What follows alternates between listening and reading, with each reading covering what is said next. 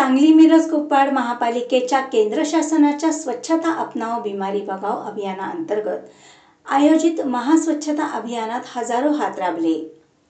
महापालिकेच्या स्वच्छता मोहिमेत पालकमंत्री सुरेश खाडे, आयुक्त शुभम गुप्ता यांनीही सहभाग घेत स्वच्छता केली। या विशेष महास्वच्छता अभियानात 280 टन कचऱ्याचे संकलन करण्यात आले।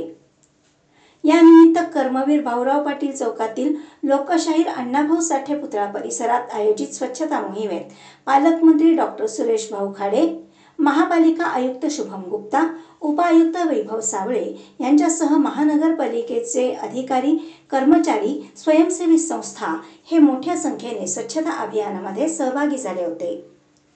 यावेळी स्वच्छता अपनाओ बीमारी भगाओ एक पेड़ मां के नाम अंतर्गत कर्मवीर भाऊराव पाटील चौक सांगली येथील साहित्यरत्न लोकशाहीर अण्णाभाऊ साठे या पुतळ्याच्या परिसरामध्ये आणि नागराज कॉलनी, अभयनगर, आरोग्य केंद्र कुपवाड येथे स्वच्छता अभियान मोठ्या प्रमाणात राबवण्यात आले। यामध्ये महानगरपालिका कर्मचारी, अधिकारी आणि स्वयंसेवी संस्था यांचा सहभाग होता। 2500 पेक्षा जास्त कर्मचारी, अधिकारी आणि संस्था आणि सदस्यांनी भाग घेऊन अभियान यशस्वीपणे राबवले आहे। या अभियानात साधारणपणे 280 टन कचरा उचलण्यात आला आहे। स्वच्छता महाअभियान हे सांगली मिरज कुपवाड महानगरपालिकेने राबवलं।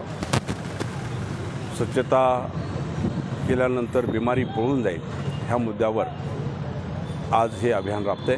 त्याचबरोबर प्रत्येकाच्या आईच्या नावाचं आज एक झाड लावणं हा एक उपक्रम त्यामध्ये आहे।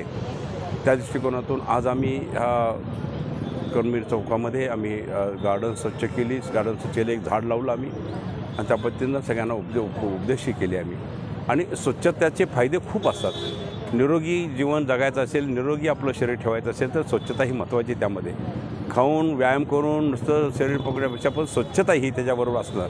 घरात स्वच्छता, अंगणात स्वच्छता, बाकी आपल्या कॉलनीत स्वच्छता, हे स्वच्छता राखणं हे काळाची गरज आहे। आणि त्यामुळं नागरिकांनी मी आवाहन करेन की आपापलं घर, आपापला मोहल्ला, आपापलं सगळं स्वच्छ करण्यासाठी आपण सर्वांनीच एक सहयोग तयार करावा आणि त्या दृष्टिकोनातून आपण काम करावं। आज सांगायला मला खूप आनंद वाटतो की मध्यंतरी आम्ही एक रॉबोट दिला जो गटार साफ करतो आणि गटार साफ केल्यानंतर बरेच कर्मचारी असतात ते गटारामध्ये उतरतात, गॅस लागतो, मृत्यू पडतो, आजारी पडतात। त्या दृष्टिकोनात आम्ही एक रॉबोट दिला।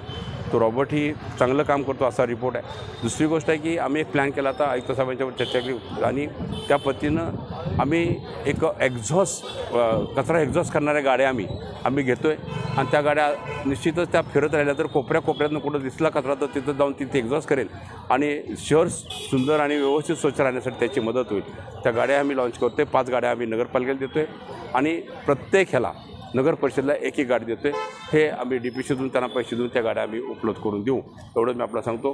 परत एकदा ह्या स्वच्छता अभियानानिमित्तानं प्रत्येकाने आपलं एक झाड लावणं आणि माऊलं स्वच्छ, आपलं शहर स्वच्छ, माझी सांगली करूया आपण सगळ्यांनी चांगली, ह्या उद्देशाने आपण सर्वांनी काम करूया।